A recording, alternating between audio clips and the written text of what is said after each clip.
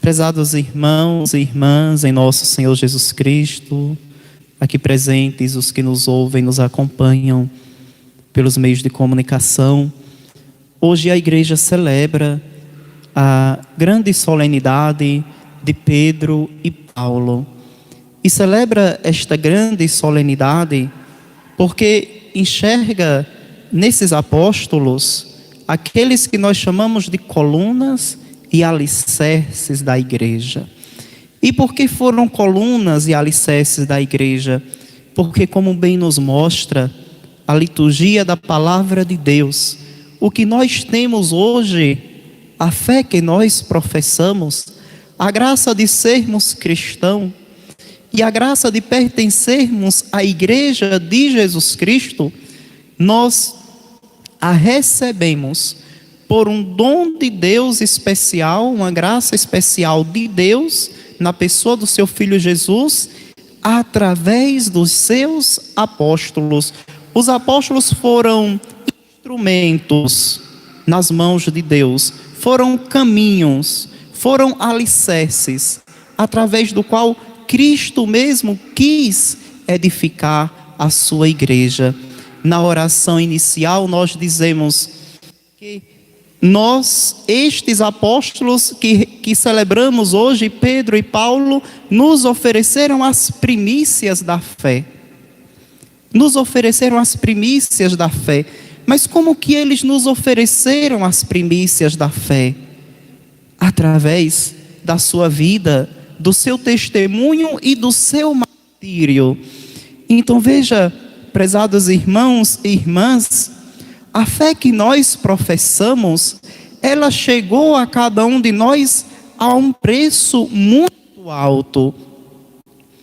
O preço do testemunho, do martírio, do derramamento de sangue dos apóstolos e dos primeiros cristãos. Como diziam os escritores cristãos dos primeiros séculos, o sangue dos mártires, daqueles que não testemunham, daqueles que perderam a sua cabeça, que derramaram o seu sangue, é para a igreja sementeira de novos cristãos. Estes apóstolos, prezados irmãos e irmãs, nos ofereceram verdadeiramente as primícias da fé, com a sua vida, com o testemunho da ressurreição de Jesus e com o seu amor a Cristo, ao ponto de derramarem o seu próprio sangue. Por isso que no evangelho de hoje nós encontramos esta belíssima profissão de fé de Pedro na pessoa de Jesus. E por outro lado também Jesus que confia a Pedro a primazia, o primado na sua igreja. Então, prezados irmãos e irmãs, no Evangelho, Jesus irá perguntar para os seus apóstolos: quem dizem os homens ser o Filho do Homem?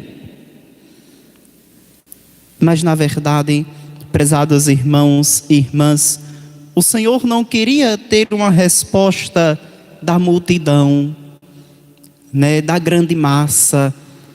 Porque, veja, Jesus nunca se preocupou com a multidão,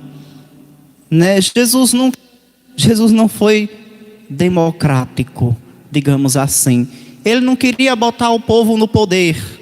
E o poder que Jesus tinha não emanava do povo também. Então Jesus, ele não dependia da opinião das pessoas. Mas por que Jesus fez esta pergunta aos seus discípulos: quem dizem os homens ser o Filho do Homem? Porque, na verdade, Jesus não estava preocupado com essa opinião pública, mas ele estava preocupado, sim, com a resposta que brotaria do coração dos seus apóstolos, dos seus discípulos. Porque digamos que, entre aspas, o ministério de Jesus, em parte, ele dependia da resposta daqueles discípulos.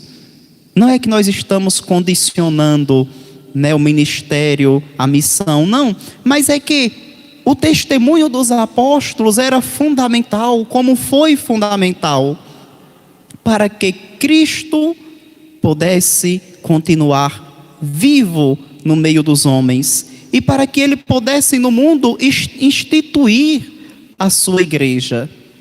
Instituir, edificar, a sua própria igreja. Então, prezados irmãos e irmãs, Jesus faz esta pergunta para os seus apóstolos. Quem dizem por aí ser o Filho do Homem?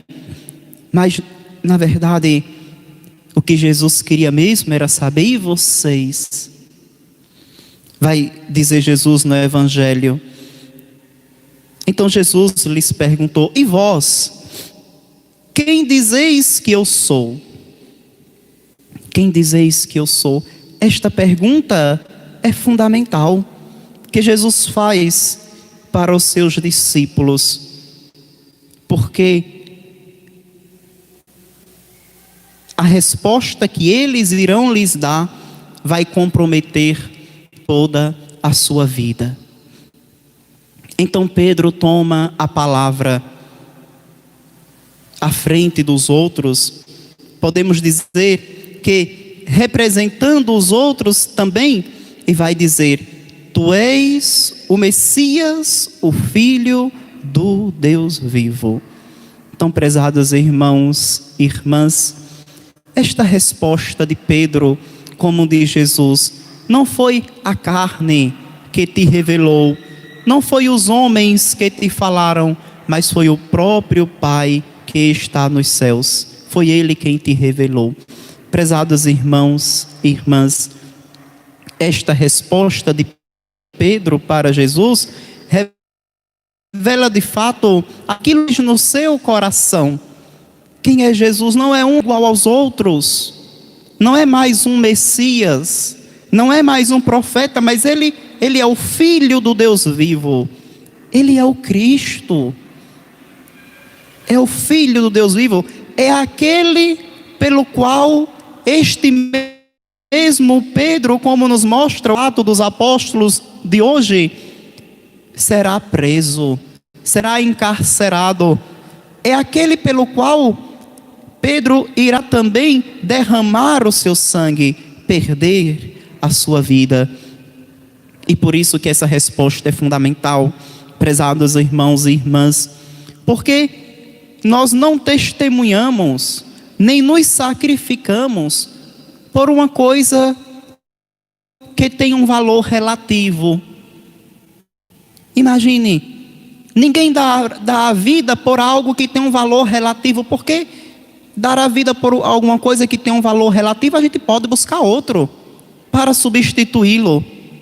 Mas a pessoa de Jesus, como professou Pedro no Evangelho, não é uma realidade relativa, não é uma ideia abstrata, mas é o Cristo, é o Filho do Deus vivo, é aquele pelo qual se vale a pena viver, testemunhar, derramar o sangue, morrer, como nos mostra a vida dos apóstolos. Então, prezados irmãos e irmãs, o Evangelho de hoje realmente nos questiona, também nos leva a pôr a mão na consciência, e a nos perguntar, nos fazer também esta pergunta: o que dizem os homens, mas o que diz você? O que diz você? E aí a gente pode dizer, claro, se a gente saísse por aí fazendo esta pergunta: quem é Jesus para você? A gente teria tantas respostas: é o meu Deus, é o meu Salvador, é o meu Senhor. Mas aqui está a questão, prezados irmãos e irmãs, fundamental. Essa resposta não é uma resposta que se dá com as palavras, mas essa resposta só se pode dar com a vida, com o testemunho e com o martírio, como nos deram os apóstolos. Aqui está a verdadeira resposta que nós podemos dar na nossa vida a respeito da pessoa de Jesus. porque Jesus pode até ser grande para nós, mas quando Ele nos exige um sacrifício, somos o primeiro a pular fora, a lhe negar. Coisa simples. Jesus é tudo na minha vida, mas por besteira eu deixo de comungar, eu deixo de frequentar os sacramentos. Jesus é tudo na minha vida, mas aparecer uma pessoa na minha vida, eu deixo ele de lado e escolho outro. E vamos embora. E assim a gente vai vivendo a nossa vida, da boca para fora. Louvores e louvores, que não passam do teto da igreja, que não passam do teto de nossa casa, que não chegam sequer ao trono de Deus. Então, prezados irmãos e irmãs, que o evangelho de hoje nos leve a refletir: quem é Jesus? Não precisa a gente responder com as nossas palavras, mas precisa sim a gente dar o nosso testemunho, ter a capacidade de viver o sacrifício, o martírio por amor, por causa do nome de Cristo, do testemunho da sua ressurreição. Como assim viveram, testemunharam os apóstolos, de um modo muito particular. No dia de hoje, São Pedro e São Paulo, que nós celebramos. Aqueles que são as colunas da igreja, o fundamento, que são aqueles que são instrumentos nas mãos de Deus, alicerces da igreja, através do qual Cristo edificou, ergueu a sua igreja no mundo, tornou a sua igreja visível na pessoa dos apóstolos.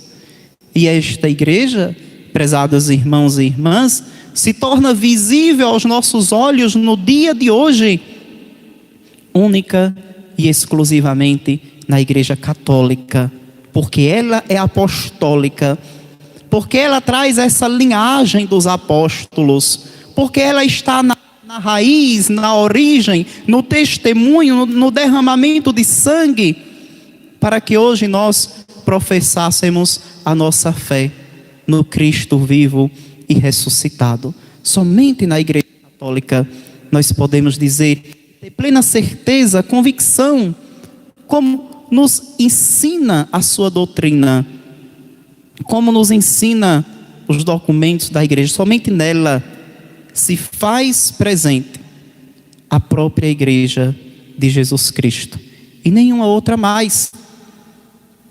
Se pode ter elementos, mas a igreja de forma alguma. Então, prezados irmãos e irmãs, que alegria celebrar hoje as colunas e os alicerces da igreja. Que alegria para nós. Cristo que afundou, que edificou na pessoa dos seus apóstolos. Que nós possamos pedir a intercessão desses apóstolos, para que nós possamos também viver sempre mais e crescer no amor à igreja, no testemunho a Jesus Cristo. Quem não ama a igreja não ama a Cristo. Quem não ama a igreja não ama a Cristo, porque a igreja é o corpo místico de Cristo, e se ele é o corpo místico, nós não podemos separar, não podemos arrancar, não podemos dizer aqui está Jesus e ali está a igreja. Não. Que o Senhor nos dê a graça de crescermos sempre mais no amor à sua igreja, que é o seu corpo místico. Louvado seja nosso Senhor Jesus Cristo. Para sempre seja Deus louvado, e nossa Mãe Maria Santíssima. Creio em Deus